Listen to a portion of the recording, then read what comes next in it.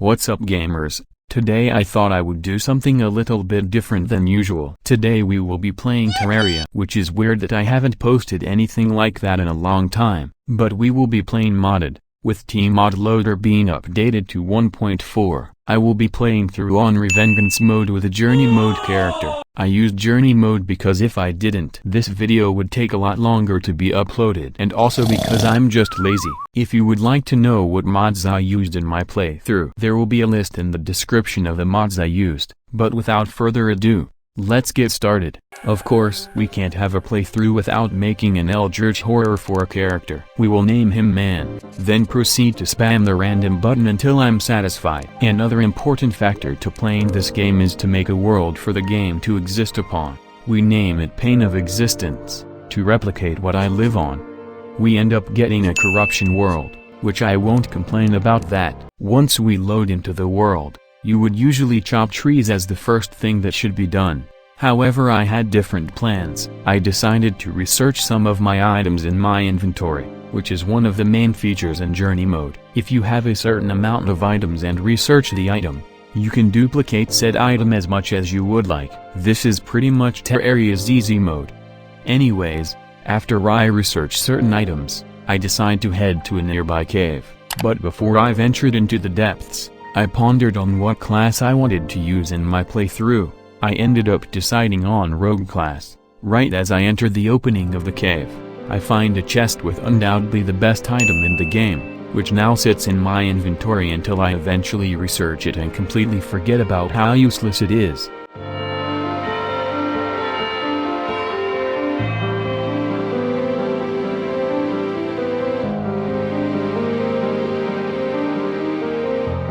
While I was enjoying my time mining, an intruder comes to ruin my day.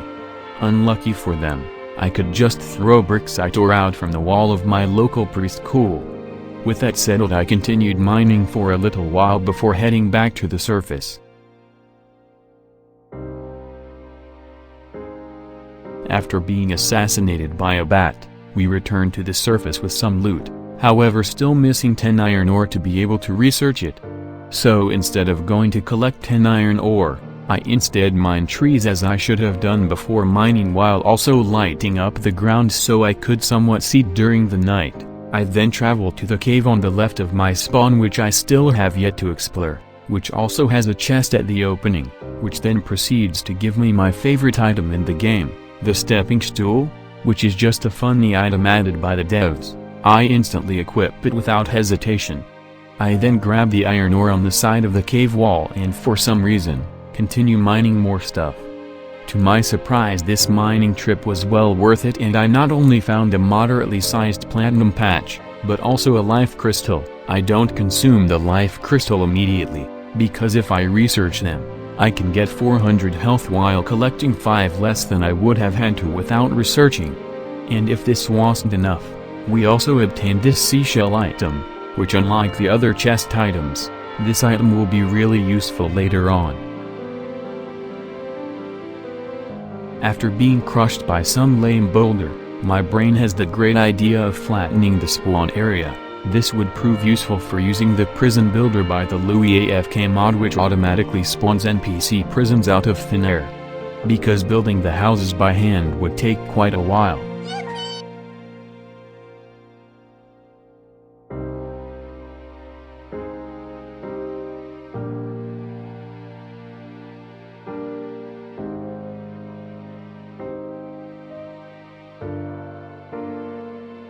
Once I made the houses, I noticed that I had enough platinum ore and bars combined to be able to research platinum, so I went and smelted my platinum ore, which I used my researched platinum bars to make my first decent rogue weapon, the Gleaming Dagger.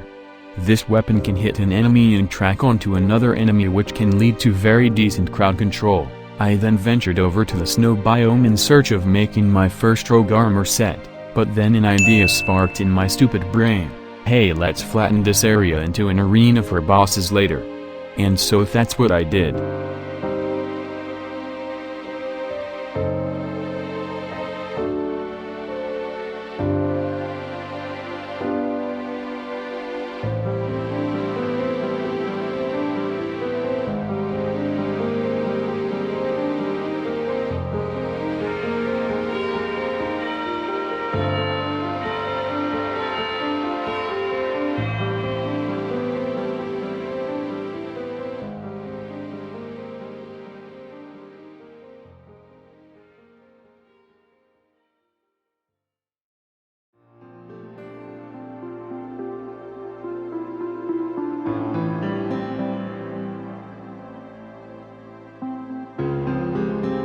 After demolishing a mountain, I make the auto-elevator, which as the name suggests, makes a hole that leads all the way down to hell, which saves a lot of time.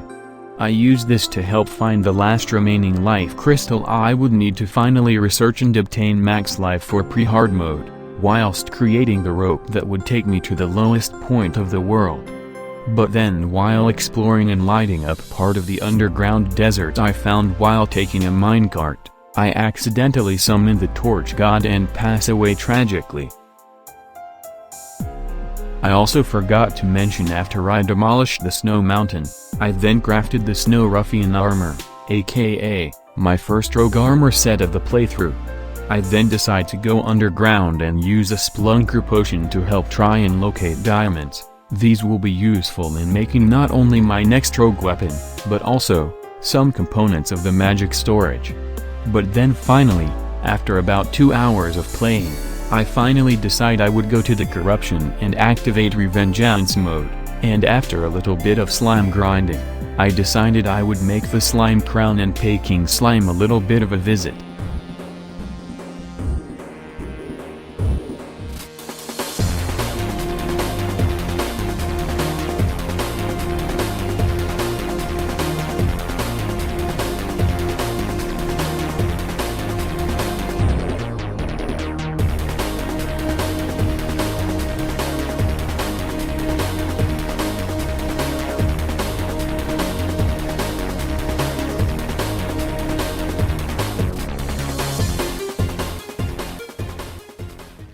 King Slime was relatively fun while also a little challenging because of Revengeance mode, but all in all, the fight went well and we beat him on our first attempt. But that doesn't mean it's time to relax, because after returning home, I immediately begin prep for the Desert Scourge, the first boss introduced by the Calamity Mod. This boss should be much more difficult since it is recommended to be fought after defeating King Slime.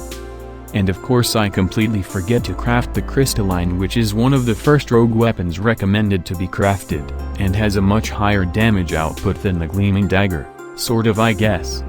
But forgetting about that, I went to 3 areas of the world to obtain 3 different plants. These would be used to make a builder's potions, which I would need to make the arena platform builder, which makes a 200 block wide platform that will save time for building arena in certain biomes for certain bosses. After crafting the item, I head to the oasis to the right of my base, and begin flattening the area in order to make a decent arena for the Desert Scourge. Afterwards I went back to the regular desert to the left of my base and gathered the materials I would need to make the desert medallion to summon the Desert Scourge and slap him around a little bit.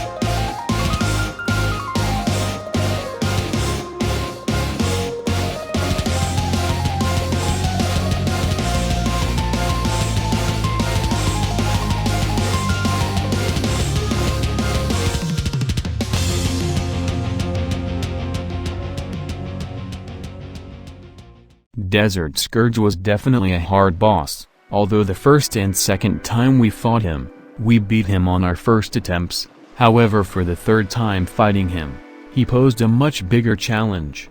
After researching the 3 treasure bags, we opened many of bags to get the rogue weapon, and the sanded angler kits for decent fishing gear in the future. We also got a funny little pet, who for some reason likes to travel at Mach 4. After crafting the fishbone boomerang with the drops from the treasure bags, we grinded the blood moon, in hopes of getting the ability to research lenses, blood orbs, and the shark tooth necklace. This was done by digging a hole in the ground and leaving a 1-block gap for projectiles of mine to be able to hit enemies. After that was finished, I then traveled to the corruption for the 800th time to craft the Eye of Cthulhu spawner and beat him up.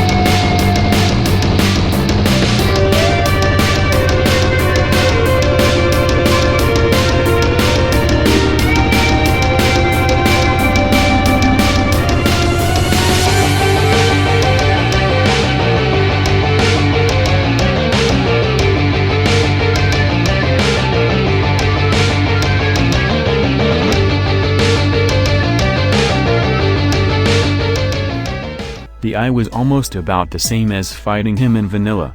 Anyways, after blinding this stupid eyeball, I bought a bunch of potions from the brewer NPC that decided to live in my hellscape so I could make the unlimited buffs added by the Luiafk mod. After making a bunch of unlimited potions, I then bought a bunch of accessories from the Tinkerer NPC who also just moved in for some reason. After that, I began making a magic storage system which in the end functions perfectly as designed. After making my magic storage, I used my seashell to get to the Sulphurous Sea to participate in the Acid Rain event. The Sulphurous Sea will be very important for the next little bit in order to make my next rogue armor set, the Sulphurous Armor.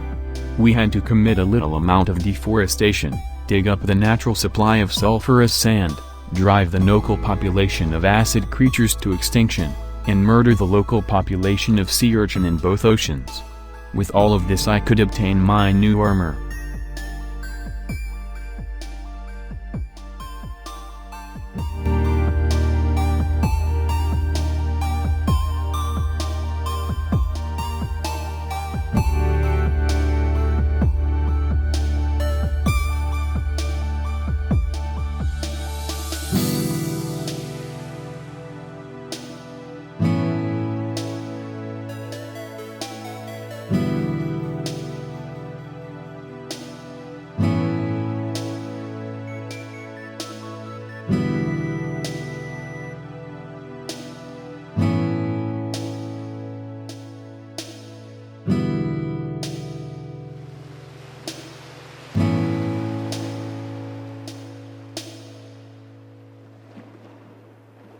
It is once again that time where I make the journey over to my local corrupted land and make another spawner for a boss. This time I'll be bullying Crabulon.